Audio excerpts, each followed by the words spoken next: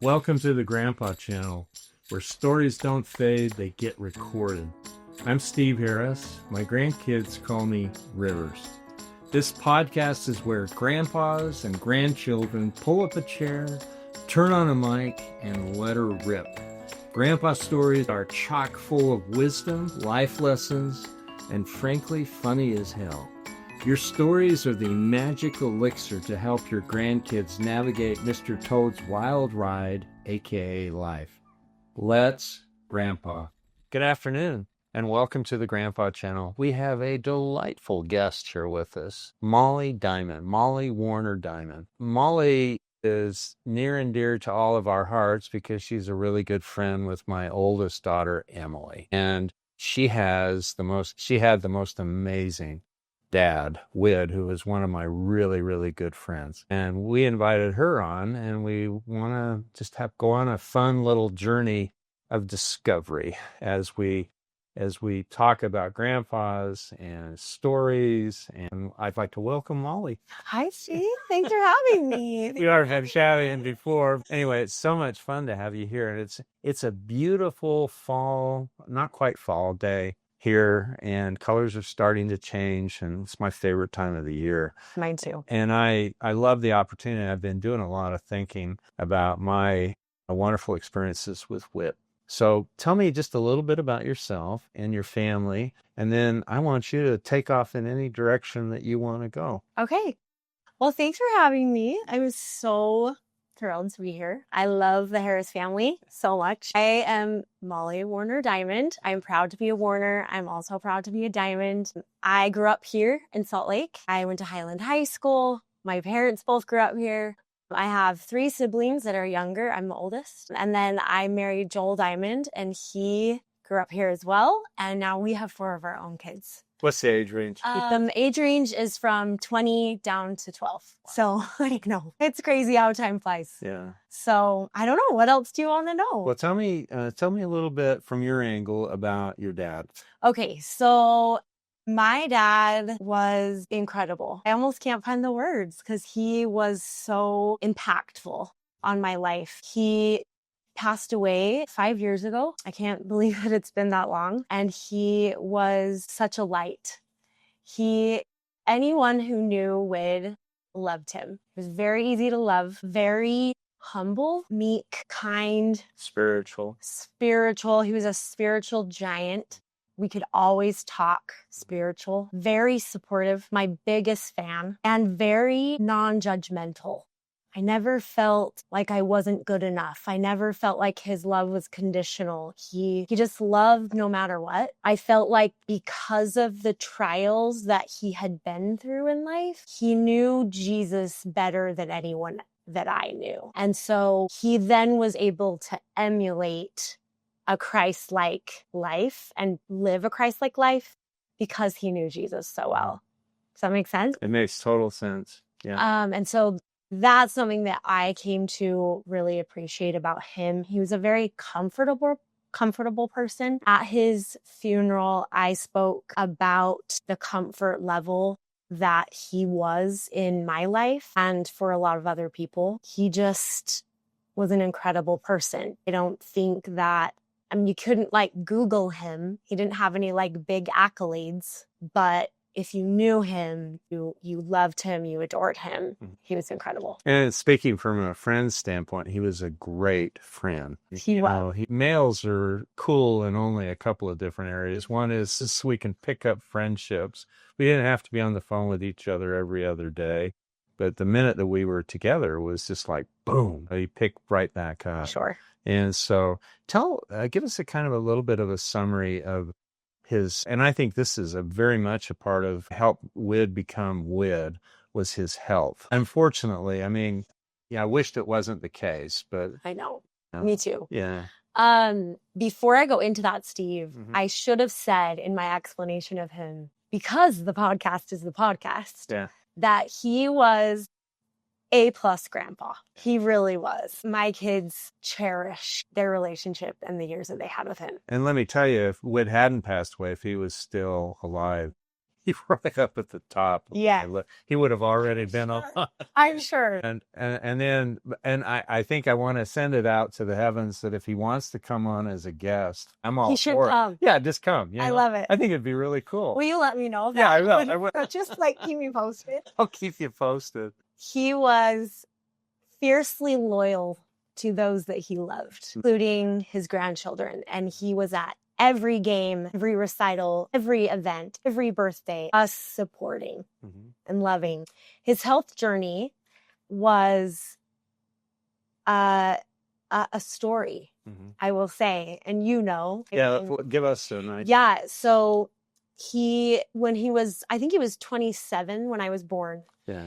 And you would know better because I kind of know the general parameters. Yes. Yeah. We were friends before this hit because of your mom and my wife. Right. My mom and Jean were friends, sandbox friends, since they were babies and grew up on the same street. Yeah. And then you all became friends when you were married. And that's how Em and I became friends. And I'm so grateful for that. But his kidneys failed right before I was born, which was 1981.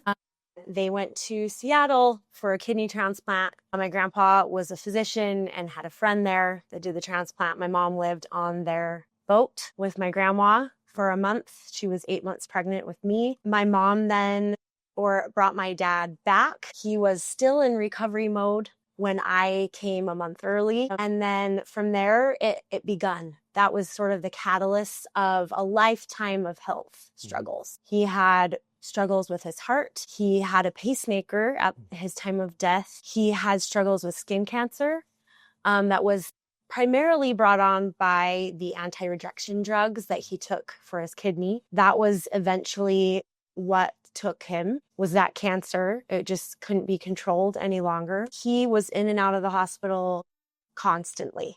Half of the time we didn't even know about it because he was so humble. He was. He didn't want the attention, I used to ask him, Mollie, I'd say, how many times have you been under the knife?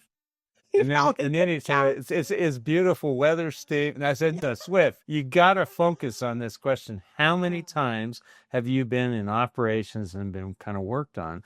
And then he tried to change the subject again, but then finally he came up with some outrageous number, and I knew he wasn't pulling my leg. It was just amazing. Yeah, it was incredible. And I one time asked him, I said, I think it was the year before he died, he had contracted the flu, and it was, to one of us, it would be something that we would just maybe be in bed for a few days and have a fever and whatever. But to him, his immune system was really shot. So he was actually septic within 24 hours and in the hospital. And I remember he was in the ICU, and I remember sitting, next to him in his hospital room. And I asked him, I said, how do you keep doing this? How do you continue to just be so strong and get through this and have a smile on your face? And he's cracking jokes. Yeah. And oftentimes he would be laying in a hospital gown in a bed after a procedure, a big thing like a heart thing or this influenza. And he would be singing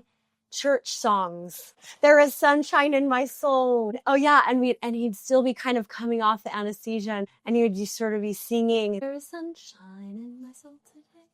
And we would get out our phones and quickly record. Really? And that was just him. Yeah. That was just him. And I said, how do you keep doing it? And he said, well, Jesus. Anyway. Sometimes when I was feeling really down, we'd had some economic travails for a while. I'd look at my wife on like a Friday night and I'd say, let's go see Whip. Because it would sort of snap me out of the doldrums that I was in. And, and he was a great listener too. He was such a good listener. Just would let me go and go and go. And I like the aspect of him too, his athletic endeavors, to being a very good wrestler on a university level. But I think that I loved how he finished it out. Speak to that a little bit. He was once he discovered a passion, he was all in. And I would say that wrestling was one of those things. He didn't have very many passions, but when he found one, he was 100%. Mm-hmm. And he told us endless stories of his wrestling. He had so many life lessons that had come from that. So he would, even when he was a father and had gotten sick and he wasn't wrestling anymore, we were still wrestling on the carpet downstairs. He was still friends with his wrestling coach. The day that he died, we knew multiple stories. He was in it to win it. And not just to win, but to say that he gave it his all. He was just that kind of person. I was telling you, Steve, you and Emily, before this started, that he wrestled in high school, and then he, really found a love for it. And then he went on and wrestled at the U. Mm-hmm. And then he even went to the Olympic trials, knowing that he probably wouldn't qualify, but that was just his heart, just in it, 110%. Mm-hmm. Heart of a lion. Oh, yeah, definitely. Oh, what kind of stories come to your mind? I'm sure you've been thinking about this before coming over. I have. Tell me some stories about Whip. Let me grab my notes. I do have some stories. I have so many. Yeah. And I actually, before I came, I was talking to my kids about this, because I kind of wanted to pick their brains too, since they're the grandchildren of this amazing Wid. There were a couple things that came to my mind. One was, just as a grandpa, I have vivid memories of him babysitting, me leaving, and then walking back in the door and witnessing his grandfathering, if you will. And one time I remember Joel and I were taking an institute class at the U. Tate was one, I think, had just started eating solid foods. And we walked in the door from institute, and my dad has set aside all the baby food that we brought for him to feed him. And he's made a big bowl of cream of wheat, and he's made it with cream. Heavy cream, because Tate was a tiny little baby, really skinny. He wanted to fatten him up. And he put sliced bananas in there, some brown sugar and some cream. Moll, I'm telling you, sweetie, this is it. This is what he needs to be eating. I can hear that. Sweetie, this is what he needs to be eating. Yeah.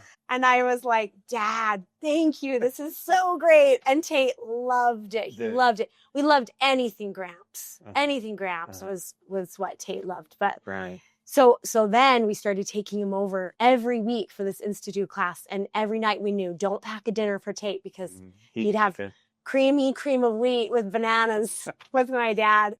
And then another time we came home, and they had set up in my parents' kitchen. There was like a bar with stools, and they'd set up on the stools a bunch of like plastic army men.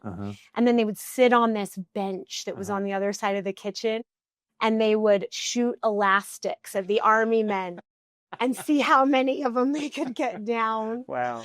And that became a fun tradition. Tate was the first grandchild. And he's like years older than many of the grandchildren. And so he got a lot of quality time with my dad. And another time, Tate was obsessed with that movie Cars. So Tate would bring his cars over to my parents' house, and my parents also had lots of great toys for the kids. And then they had like this on their stairs. It was sort of this like, not a banister, or like, I guess it was a banister, not a railing, but like right next to the stairs, there was like an opening to the family room. And so it was kind of this flat, like 6-inch, like spot where they could just roll the cars down, because it was wood, and they would roll those cars down. And then when the car wouldn't make it all the way down and it would fall down too early, my dad would say, Duddo. And that was so fun. And Tate would say, I want to play Duddo with Grampsy. Yeah. So just like he was so good at like the little things, at making everything really exciting, even though it was small. These little games that he would make up. They wouldn't play games that were like already a thing. Like they weren't playing like Candyland. They were playing Terrible game, by the way. terrible game. They were playing games that my dad had made up Really? with his imagination. And then like we would go another story about Tate. This started when we lived with my parents. So at one point in 2012, we moved into my parents' house. I was pregnant with one of my girls. Joel was getting his master's at the U. And we decided to knock down our house and rebuild. And my parents were so sweet and let us come live with them. We were there for 7 months. We moved in January. And so it was just like a crazy winter with tons of snow. And we got there and the snow just kept falling. And my dad finally just said to Tate, Bud, we got to take care of this. And so they decided that they would make up some names for each other. It was like Joe and Mac. Yeah, something like that. Joe and something. And they had this snow removal business. And my dad would say, all right, Joe, get on your coat and your gloves. Yeah. We're heading out. And they would go out. And he was just so good at making a game of things, making everything fun, making everything more joyful. And he just knew how to kind of get down there on their level, which I love. So I just have endless stories. We would play poison pillow with him in the basement. And so they would go down in the family room and he would sit on the couch with all the pillows, all the throw pillows, you know, the fancy pillows that my mom had on the couch. And the kids would go from one bedroom that was on this side of the stairs and run to the other bedroom that was on the other side. And then he would chuck pillows at them. And he would say, poison pillow. And they would try and get past him, you know? And it was just, they loved to go. Because to my parents' house, it was just both of my parents just made it so fun. Yeah, your mom is a very fun person. Oh, my mom's incredible. Yeah. A+ grandma. Yeah. A+ nana. Yeah. So that's a very like big highlight in my brain from just his like being a grandpa. I mean, I have so many stories, Steve, that I could tell you. Keep going. Okay, so something he used to say, and this was something that we said together as a family with him the day before he died. And it's something we had been doing since we were little, since I was little. We would gather in a circle and we would all put our hands in. And he would say, everybody hands in the middle, hands in the middle. And we'd all put our hands in the middle. And he would say, okay, I'm going to count to 3. And then you guys say, Yosh. And everybody lift their hands up. And I finally said, Dad, what does Yosh mean? Like, why have we been saying that for so long? Because I just would do it when we were little and I didn't know like what it meant, but I was just going along with him, you know? And finally, as he was kind of teaching my kids that was like a thing, I was like, Dad, what is Yosh? And he finally taught me. He said, well, in Japan, which is where he went on his mission, they would say Yosh. And that means in Japanese, either we've got this or like, let's go. Really? Yes. Very like, we got this or like, let's go. Let's go. And my dad loved, it was kind of like we would be, you know, ready to embark on a trip or ready to like make a plan or play a big game of like fox and geese in the backyard or something like that. And let's go. He would say, all right, everybody put your hands in and Yosh. And we Yoshed over his coffin. Did you really? We did. It was so special. Wow. Speaking of when he died, he said to me and to all of my siblings and my mom and all of our kids, sort of in a quiet, separate way with each of us, very private. I want you to, before I die, write down all of your hopes and dreams for the rest of your life. And he said this to each of us, even my children. Write down all your hopes and dreams for the rest of your life, because I want to study those before I go so that I can then bless you on the other side of the veil in all the ways of your heart. And so we all typed these up and handed them to him. And I remember it was a couple weeks before he died. I brought him Chick-fil-A one day and I brought him my hopes and dreams. And I said, Dad, one of my hopes and dreams is that you'll watch over my kids. Please help me watch over my kids. I don't feel like I can do this by myself. And he said, I promise, honey, I promise. And so every time I'm worried about one of my kids or wondering how to parent or not sure which way to go in life, I talk to him, Steve. I talk to him and I say, Daddy, where are you? You promised me. Come and be with me. I need you now. And we ended up putting all of those hopes and dreams papers in with him when he died, because that wasn't for anyone else to know. That was for him. That's really cool. So that was the kind of Have you felt him? grandpa that he was. I feel him all the time. Do you? Yeah, I feel him all the time, and I talk to him all the time. I feel like when I'm driving is kind of my best moment. So you're not talking into a speakerphone. It's if you're driving. I'm driving by myself, Yeah. and I just say, Daddy, are you there? And I talk to him, and I feel him through my kids, and I feel him with my mom and my siblings, and I feel him a lot. You know, my Uncle Homer. Yes. They were best friends and so similar. Were they? So similar. And they had a really special bond. My dad had Homer's kidney, and they were only 15 months apart. And I feel like there's something in Homer, but I can feel my dad. I can't just see him and see his characteristics, but I can feel him. And so when I'm with Homer, I feel like I'm with my dad. That's really cool. And that's also something that's really special for us now to have Homer still in our life. How do you think that Wid's health issues, as monstrous as they were, how did that impact his grandpa duties, or how did it affect him as a grandpa? Do you think it did? That maybe he knew. I'm not trying to put words in your mouth, but I would guess that Wid would know that he wasn't going to live into his 80s. No, I do. I agree with you, Steve. I think that, and like I said, this is just me guessing, but I think that he didn't take for granted any of the time. I think that he knew that he needed to live it up. I think that he knew in a good way. Right, in a good way, that he cherished all the moments. Yeah. That's how I always felt with him. That's how I felt. That's how he made my kids feel. That's how he made his friends feel. And that's how he made his friends feel. That every conversation was important. Every time spent together was cherished. You're making me cry. You were a good friend, Steve. Wow. You guys had a lot of memories. I do. So this is a bittersweet thing, because the sweet part obviously is Wid. But the bitter part is separated by death, which, that would be very hard. It was hard. It was hard. And my kids were old enough when he passed away that they had relationships with him. They had personal relationships, and they had memories and connection. In fact, I asked my girls, tell me some things about Gramps that are in your heart. And he loved the song Clementine. I don't even know like who it's by or who sang it, honestly. But he would tuck us in at night and sing this song. Oh my darling. Oh yeah, it's an old tiny. Yeah. Oh my darling Clementine. Yeah, he just loved it. He loved it. He couldn't really carry a tune very well. He wasn't a great singer, but there were those songs that when you say the title, I'm like, yep, that's my dad. That's my dad.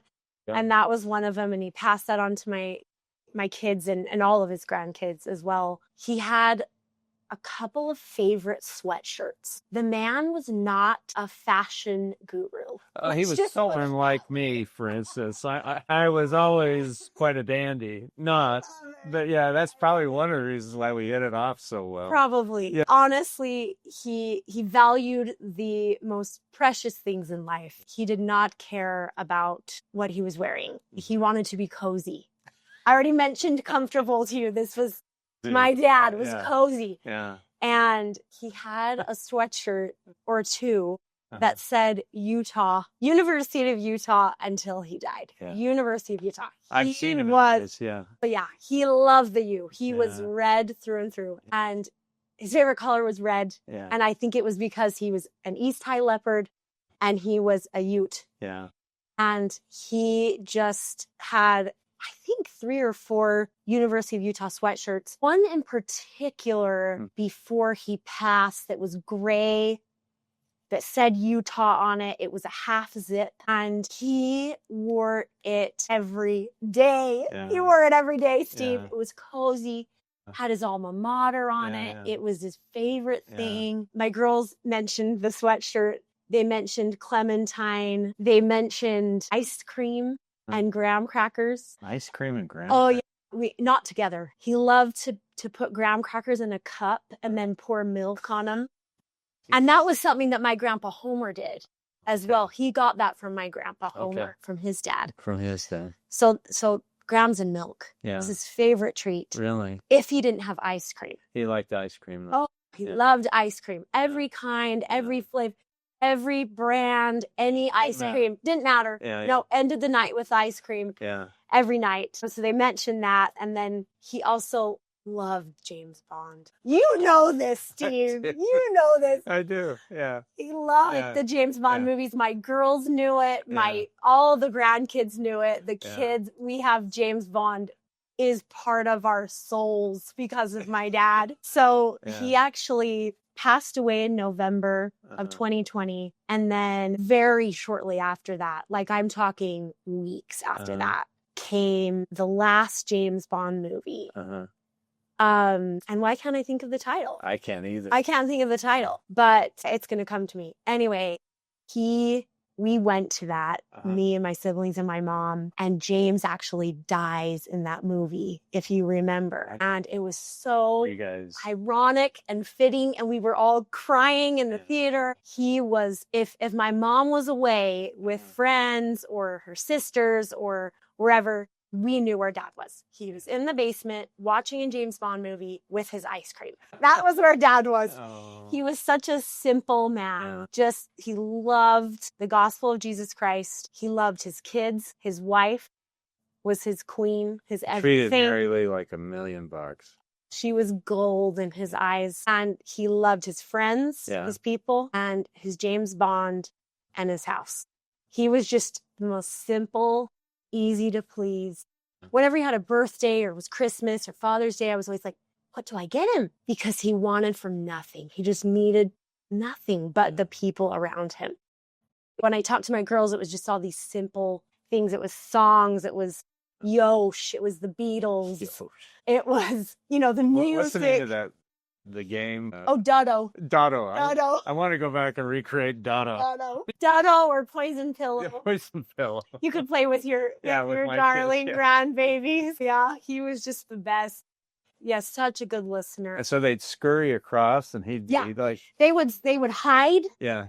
And then he'd be waiting, just on the edge of his seat on the couch. Yeah. And they would scurry across, and they would scream, Gramsci, no. And he would just throw the pillows out. Oh, funny. It wasn't pillow. It was anything with him was a favorite. Check your notes. Are there any other stories? The one other thing that I wrote down that we had kind of already touched on was that he loved the water. He loved boats. He grew up on a sailboat. He loved to swim. He loved the open water. We vacationed in California a lot growing up, and then continuing on with our kids when he was a grandpa, and he would get us all out in the ocean. And then we would go and we would rent a boat wherever we were, and we would sail. And sailing was that was another passion. Why do you suppose it was so near and dear to Liv? I think that it was because it was something that he did with his dad.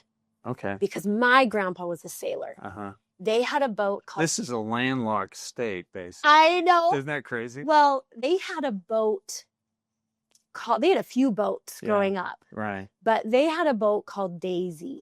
It was a 45-foot sailboat. Beautiful boat. They had it... It stayed up in Roach Harbor. They had a place on Bainbridge Island in Seattle. In Washington. Yes, in Seattle. Okay. And they loved the water. They just love to sail. So I think that's where that came from. That would be my best guess. It's just that it was part of his growing up. It was part of his childhood. It was a connection to his parents and mostly his father. I mean, his siblings or my mom could tell that better, but that's what I would guess. And then he just loved to swim. So we would always, I remember one of my more recent memories with him having to do with a boat was we were in Newport Beach. This was a few years before he passed away. And we didn't have a boat of our own, but we were there, and there's the ocean side of the peninsula, and then there's the bay side of the peninsula. And we would go to that bay side, and we would rent a boat, a little sailboat, and he would just sail us all around in the bay. And we would look at those beautiful beach homes, and he would tell stories about sailing with his dad and his brothers. And it was a way, I think, to connect with something he loved about his childhood and the past, and bring us into it. Really? Yeah, and I loved that. I loved that. So I'm even going to tell you a story. Great. That Wid told me about his dad. And so I guess his dad was an avid Utah basketball fan, and he had season tickets, and Wid would go up there too. And Wid told me, he said that there was a fan a row in back of where his dad was that was using terrible language. I know this terrible story. Language. Keep going. And so he turned around and I think very nicely said, "Would you please not do that? You know, it's very uncomfortable and it's not becoming." And the guy basically just said, "You know, up yours," you know, and he was even worse. And so then what your grandfather did, and to have Wid tell me the story is really cool. He goes up and you think he's going to go get security. But what he did, this blew my mind, was he bought ice cream bars, and he came back down and he turned around and he handed the ice cream bar to this guy, and I think it reduced the guy to just a quivering mass of protoplasm. And the thing that's interesting is, and I just thought, oh, man, you know, talk about being a peacemaker in troubled times like these times. So, but I just thought that I have loved that story, and I heard it straight from your dad. I just think that that's kind of stock. You know this, but it's the kind of stock that Wid came from. Okay, now a couple of closing. These are hard questions, and you can tell me if you want to pause. Okay. You get your wits about you. If your dad was somehow magically teleported right here in this chair, this is the first question. What would you say to him? Wow, Steve, I've never had anyone ask me that.